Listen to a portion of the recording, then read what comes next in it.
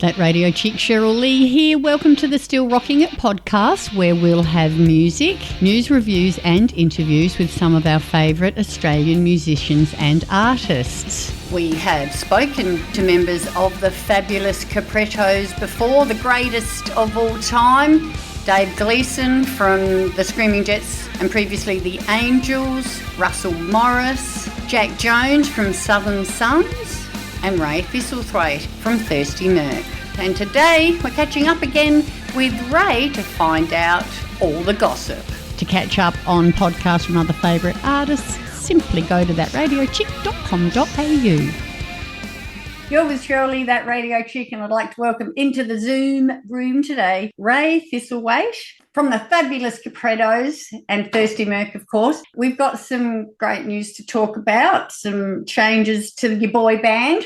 If we can talk about those in a minute, and perhaps start with what you've been up to lately. I just did a gig with the Goo Goo Dolls last night in, where were we? We were in Newcastle last night, and then played at the Sydney Horden Pavilion the night before that. And then been in Canberra. Tomorrow I'm going to Brisbane with those guys, and then going to Adelaide, then going to Melbourne, and then that's that run wrapped up. I'm just doing bits and pieces of Thirsty Merc stuff, touring around, and basically just being a working muso, having a good time as well. Yeah, I noticed that you were special guests of the Goo Goo Dolls Summer Anthem Tour. Had you worked with them before? No, this is the first time, actually, but they're really lovely guys, and everybody's really cool in the crew, and really, really good organised project, and yeah, it's been fun. So get onto the Googleometer because the Adelaide date is still to come. I saw recently a clip, you and Delta Goodrem at her Christmas special doing Rockin' Around the Christmas Tree. That was so good. It was fun. I think that wasn't filmed last year. It was the one before. Right. Yeah, I just reposted it because it was just, it's probably the most Christmassy thing I've got. It also sounds and looks, nicely presented, and Delta's also just an absolute legend, and I love her. And yeah, it was really cool. It was beautiful. I really loved it. Thank you for posting that. Had you worked with Delta before or since? Well, I had worked with her more in a songwriting sense, really. I attended a thing in Bali, of all places. We were both at the same sort of songwriting. It was almost like a camp. Everybody kind of went over there and set up in studios and collaborated with everybody, and it was a nice vibe. I read about that, actually. Does that happen very often? Because I hadn't heard of that sort of thing before. That sort of thing's happening all around the world quite often, but, a lot of places like Nashville, which are known for their songwriting scenes, will host things like that. This was more of an LA guy who, had people from Sweden and UK and US and a few Aussies, of course, as well. In fact, there was a Scottish guy I did a song with as well there, which was pretty cool. Yeah, it was a good vibe. Awesome. Now, what else have you been up to at the end of last year? You toured a little bit with your first ever band, The Box. Oh, my God, yeah, just like catch-up gigs around the place sometimes. Just, basically we've got a guitarist that lives overseas. When he comes back, we just sort of put a few gigs in the book, and we use those opportunities as a way to play, but also, because it's a chance to get together, we end up spending an extra day having a rehearsal, and then it just turns into a bit of a hang and a party. And, that's it's fun. It's a really good vibe. It's a lot of groove and we often don't see each other for most of the year because we all sort of do other stuff and working on other projects and things like that. So it just gives us a chance to sort of check in with a very, a lot younger version of ourselves when we were sort of, just coming up through the ranks. And yeah, it's nice to be able to do that every year. So just an excuse to hang out, really. It's described as acid jazz, funk, jam band grooves. What's acid jazz? Oh, look, if you look up the classic sort of acid jazz, it was probably like a combination of funk, disco, jazz sort of, but it had elements of improvising and elements of danceable grooves, but they weren't really in that sort of jazz swing sort of sense. They were more in a kind of a modern fusion sort of sense. But some of the instrumentation was borrowed heavily from jazz, and some of the elements of improvisation borrowed heavily from jazz. But really, it's sort of a crossover between funk and groove music, really. We had an element of jam band stuff in there because we were sort of mixing that with a fusion of other things, slightly sort of psychedelic lyricism and things like that. And our lead singer kind of brought that to the front. But I think, yeah, like it's just a thing that was basically also going on in the UK in the 90s. I guess the most well-known band that had pop crossover appeal from that time was Jamiroquai. Yeah. But also bands like Brand New Heavies and those sort of things. It's got some of those elements sonic. It's the kind of music that you'd hear a lot in venues in the 90s when you'd go out to like a residency show. You know, there'd be that sort of music going on stage. You'd have a lot of, you know, trumpets and saxophones and a lot of groove kind of element in there. Yeah. It's just a product of the time, really. And you played in Brisbane. Ever any chance of bringing that around down south to Adelaide? Maybe. I mean, we actually, yeah, myself and the singer from that band, Richie, we ended up hanging out in Melbourne pretty recently, and we thought maybe a few gigs around Melbourne could be something to talk about, and that's not too far away from Adelaide, so maybe we could do a little jaunt. Adelaide and Melbourne. It'd be kind of fun. Sounds good. So keep an eye on your Facebook page for details on that. Yeah, of course. If anything comes up, I'll be posting that. You are listening to Still Rocking It, the podcast with Cheryl Lee. For the life of me, I can't find audio of a song with Ray and his first band, The Box. So let's have a hit from the Goo Goo Dolls. They're touring buddies at the moment. Their song from 1998, Slide, and then we're back to speak some more to Ray from The Box, from Thirsty Merc, from the Fabulous Caprettos, etc., etc. Could you whisper in my ear the things you want to feel? I'll give you anything to feel it coming. Something else I noticed on your socials, which I just have to ask you about. I know I'm a cow. Oh, my God. I've been doing silly little parody songs just for fun. So that was the Cat Stevens song, Father and Son, with a little bit of a change of words. You're very clever. Well, it was half that song, and it was also half a One Direction song, I think, or it might have been a 5 Seconds of Summer song. Might have been One Direction. Yeah, I can't even remember which of those two bands. You know, it's a kind of half and half of both those songs with different lyrics, of course. Very funny, very clever. That just for fun. I mean, it's just sometimes I have the idea, wake up in the morning, song comes to my head, change my lyrics and just put it up online because that's what online stuff's for, I think. Exactly right. And I do love that, you know, you do share your silliness with us and let us laugh along with you. Yeah, why not? That's what it's all about. The big news that you did last year, I read the headline, Thirsty Merc singer joins Joe Santorini and Sammy Hagar from Van Halen in international supergroup. How was that? That was great. Yeah, had a really cool run with those guys. It was like a 10-week run around the US. Some very large venues and very large crowds, and obviously playing a lot of the Van Halen catalogue, and Joe Satriani doing some legendary guitar playing, filling the almost impossible to fill shoes in beautiful style of Eddie Van Halen, but just did fantastically. And, you know, Sammy's a really great guy, really generous, lovely guy. You know, he's in his 70s and sings great, unbelievable. So, yeah, I was really, really lucky and fortunate to be part of that group. We're actually going to Vegas to do 3 weeks as a residency soon, actually. Leaving at the end of April, so I'll be doing that until mid-May and then back for some Aussie work again. So, yeah, kept in touch with those guys. It'll be fun. I saw a little bit of footage of you guys and you look like you were having an absolute ball. Yeah, I mean, it's always fun to play the large crowds and those large stages and everything. So it's a real show. It's really fun. And there's an album out? Is it G3 Reunion Life album?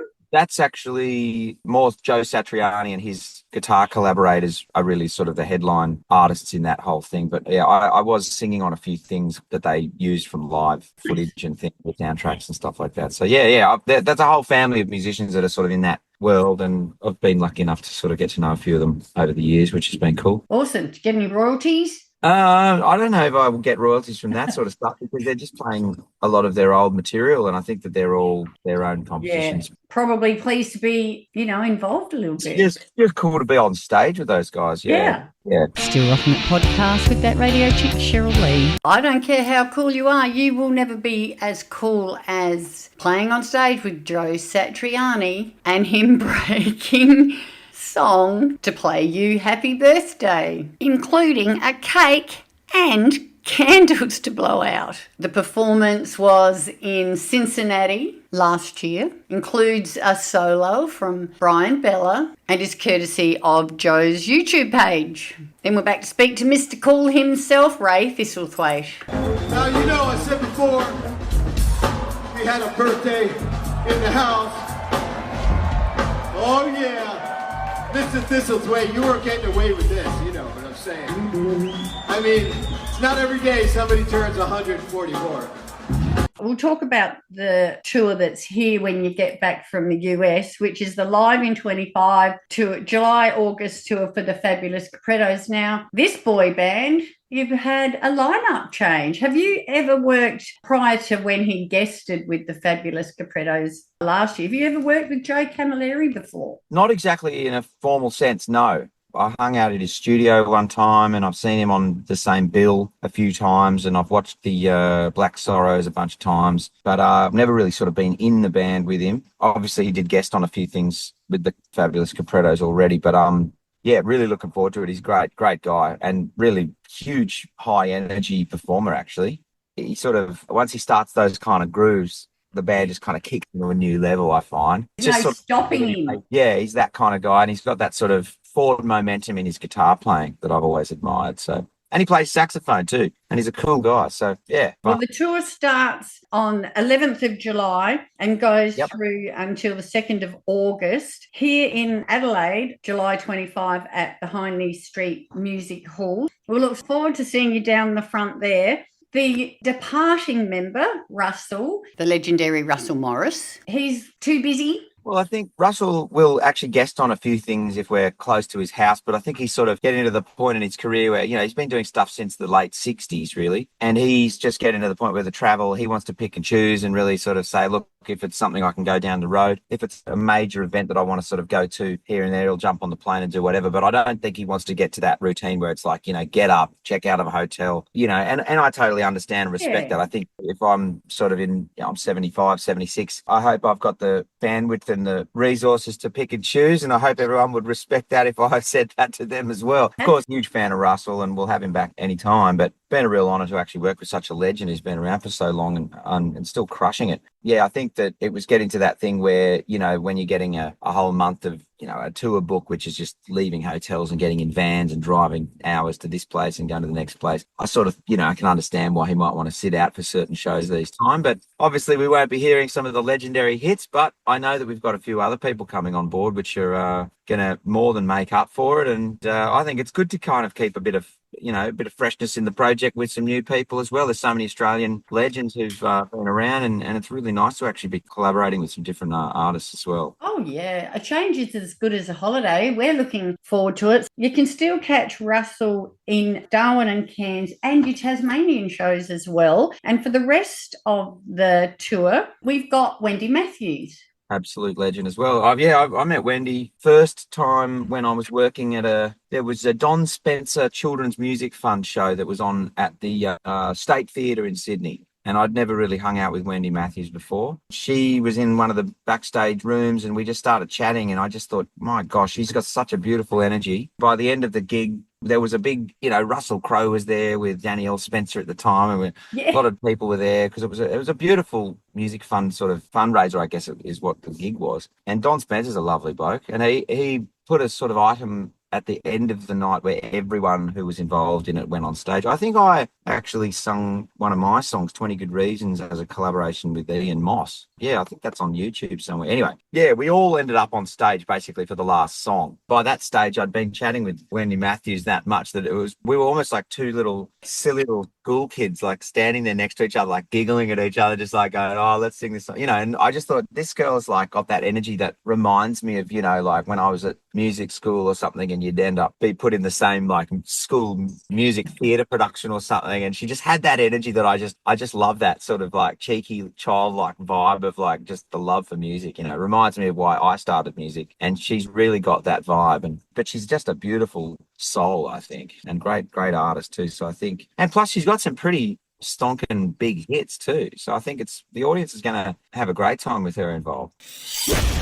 You are listening to Still Rocking It, the podcast with Cheryl Lee. Let's have one of those big stomping hits from Wendy Matthews now. I Don't Want to Be With Nobody But You, and then we're back to say goodbye to Ray. Bet you think that I don't love you, baby.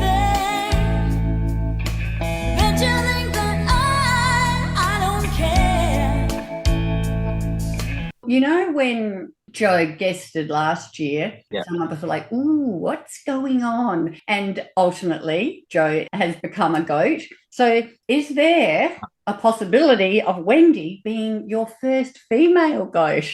Well, certainly on these shows, she'll be more than just a guest, because she's actually, at least from what I've heard from the promoter, she'll be singing backing vocals for the whole show. So it's not like she just comes on and does a few songs and then we back her. It's going to be that kind of thing where I think she might stay on for the entire show and sing backing vocals and things. So, yeah, well, I mean, we're yet to do the final rehearsals, but we are pretty well versed in getting things together at a fast speed and making it sound great. So I think we're going to be able to pull it all together very nicely. And she's going to be a great addition. You know, the blend of her voice in there as well is going to be a nice addition that we haven't had before. So it'll be really, really good. You're all such, seasoned professionals that you guys don't even need to be in the same room now. You can rehearse remotely and make a fabulous show. Yeah, it's good to get together a few days here and there and just nut out what we're doing. And, sometimes songs, you think something's going to work and then you try an alternate song. Sometimes you've got two songs that were both well known in the public sort of sphere, and one of them, for some reason, when you get together with a certain bunch of musicians, just seems to find a home quicker and easier. So that it's all about that kind of thing. Yeah, rehearsals. It's not as if we're worrying whether we can cut the mustard in terms of making a performance work. It's more just making the set list work really well for the audience. Yeah.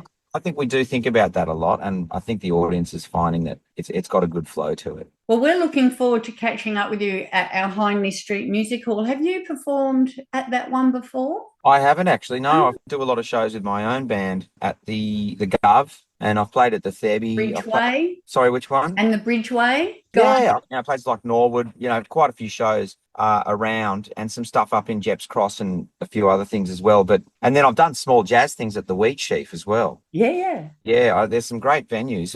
But I've been hearing more about the Hindley Street Music Hall now. So, yeah. It's been renovated. I think you'll like it. So it's been there a long time, has it? Yeah. It's quite nice. I think you'll enjoy playing there. Yeah, cool. We're looking forward to it. It's nice to play somewhere a little different as well. Sometimes we do the Gov and those sort of venues. But, it'll be really, really cool to check it out. We look forward to seeing you then. In the meantime, have a great tour overseas with Joe Satriani, and we'll see you and your boy band when you get back. Yeah, sounds good. Thanks for the chat, and have a great rest of the day. You too. Was there anything that I haven't covered, Ray, that you wanted to mention at all? No, I think you've gone very, very comprehensive coverage there. I will let you fill up your petrol tank and get to your mum. Yeah, I'll do that. Yeah, we've got to take it up to the bank. Thanks so much for your time. All right, no worries. Thanks, Cheryl. See you later. Still Rocking It podcast with that radio chick, Cheryl Lee. Time, I think, for one of Ray's songs, Thirsty Merc, with 20 Good Reasons, and I'm off to try and find his version with Ian Moss, one of my other favourites.